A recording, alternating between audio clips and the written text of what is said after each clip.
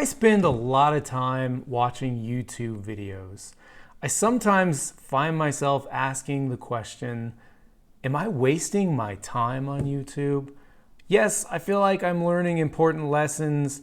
Yes, I feel like the people I'm watching and supporting are actually adding value in my life. I then look at the results that are associated with these videos and the concepts that I'm seeing over and over again in my feed, and I start to think, wow, what is really happening here? I feel like a tremendous amount of time and effort can go into curating your subscriptions and making sure that the videos you're seeing are adding value. But at the end of the day, it's almost a mindless pursuit. Things associate with our interests and our search histories and all of the clever things that marketing is doing to our brains to attract our attention.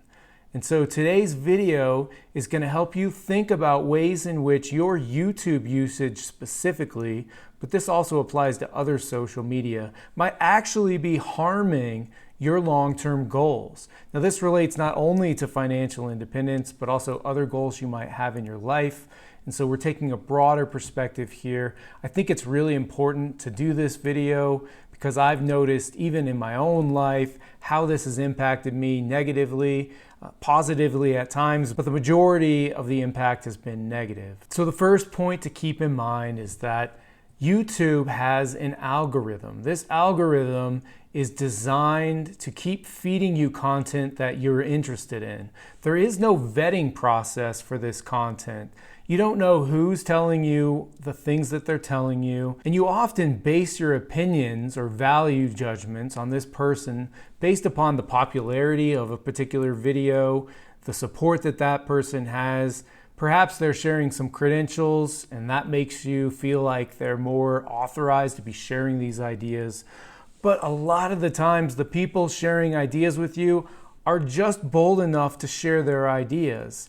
And most of these ideas are extremely recycled. They keep coming back on a loop. The people who are interested in peddling ideas to you are searching out things that are popular. They take these popular ideas, they create their own videos about these same ideas, often just repeating things that have been told to you time and time again. So this leads you into this perpetual cycle that the YouTube algorithm is feeding, and what it does is it sucks away your time. It really, really does waste time, and it keeps you in a perpetual loop of learning the same things over and over again, and probably learning these things from people who are not qualified to really be teaching you these ideas because they haven't lived these experiences, they haven't validated them, they haven't done their own tests. They might have a feeling about them, they might have heard something in a book that they really thought was great and thought they would share that idea with you. It resonates with you and it's easier for you to consume because you're not having to read it. There are lots of reasons why this is an appealing way to consume content, but just know that the content may not actually be good for you. Now, there are a couple reasons why content in this perpetual cycle might be dangerous. One is that you're getting fed a particular narrative. This narrative often does not provide alternative perspectives. It's very narrow-minded, and whole communities build around singular ideas. They don't bring in alternative perspectives. Now, sometimes they'll attempt to have alternative perspectives in a conversation, on a YouTube video, or they'll pull in videos from other people to criticize without the other person being there to defend their position. So this is not necessarily a fair or balanced debate. It's really important to get both sides of the story. And if you're buying into one narrative, be careful. This narrative may or may not actually reflect reality. It may reflect the person's reality who's selling you that information, but it may not reflect your reality. This can lead you down paths that are not very productive or helpful for you in your life. One example of this is relative to small YouTube creators. I know this because I'm a small YouTube channel, and the one thing I see most when I look into how I can grow my channel, narratives around how to grow a successful YouTube channel. Obviously, the search term would dictate that that's what I'm pulling up. But the people who are successful in teaching you how to grow a channel are growing their channel by teaching you how to grow a channel. There's a lot of irony in that. These people are not actually growing a channel in the real world about an idea that they're supporting. They're basically recycling ideas and telling you how you should grow your channel. These channels all sell you the same ideas and they all actually grow. Now, the second important point about YouTube videos is that they don't necessarily reinforce real experiences. There's no better teacher in life than having a real experience, learning the lesson, and then applying the lesson moving forward. You're going to make mistakes, and that's the most important thing.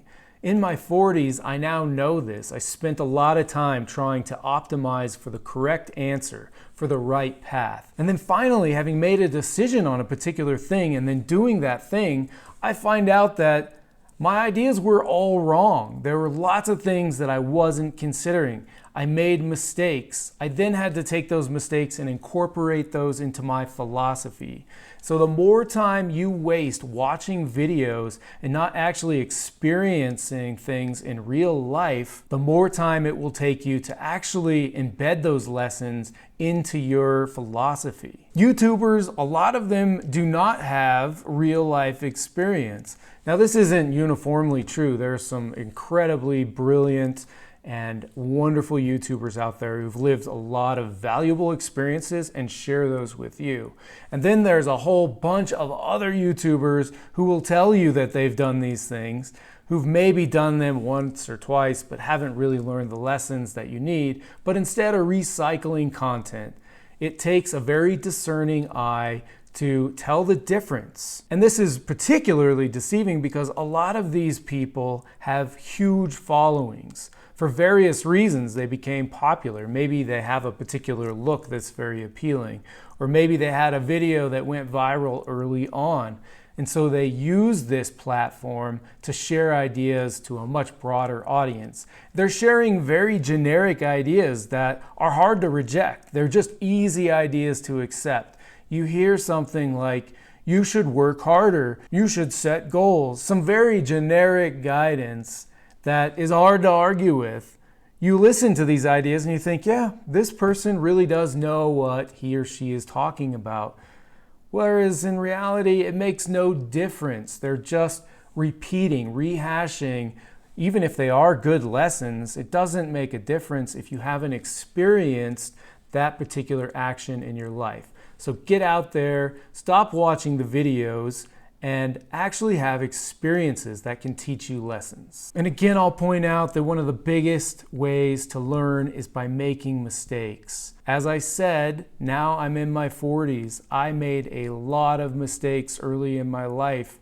I continue to make mistakes, but I know that the mistakes are the focal point of my learning and my transition into improvement.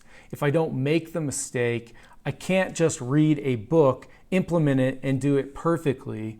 What I need to do is read the book, try to appreciate the ideas, and then put them into action in my own life, in my own context. And then I can take the mistakes that I make, because my context is different from everyone else's context on this planet. I can use that as a learning experience to see how it fits into my vision, my dreams, my goals. And this leads me to my final point. You do not want to get into a never-ending cycle of learning. This is often associated with self-help books, with other types of self-improvement. You can learn all kinds of wonderful things, but there's a danger to just continuing to consume and consume and consume. Definitely appreciate the concepts and ideas that are being shared with you on YouTube. There's a lot of foundational knowledge that's very important and can make a tremendous difference in your life, especially when it comes to financial independence, creating wealth strategies, and learning how to move forward. But nothing will compare to actually making a plan, actualizing that plan, making mistakes, iterating back and forth with that plan to improve your approach, and then continuing down the path of that plan. Your plan will evolve. Your goals, your dreams, your ideas, all of that will evolve as you age. This is super important. And you will learn lessons until the day you die, so long as you are open to learning those lessons. But mistakes are a part of that process. They're critical to your life and to improvement. So be encouraged by mistakes. Learn to embrace failure and to not look at failure as a personal shortcoming, but to appreciate failure and then to make sure that you extract the valuable bits in that failure that can make you better in the long term. There's no sense in regretting decisions you've made in your past, but be very careful around continuous procrastination in an effort to learn more and to consume more and to learn more. This is a cycle that can lead you to nowhere. It will lead you to someone who might have all of the intellectual knowledge that you need to make a plan, but utterly incapable of actually making a plan and following through.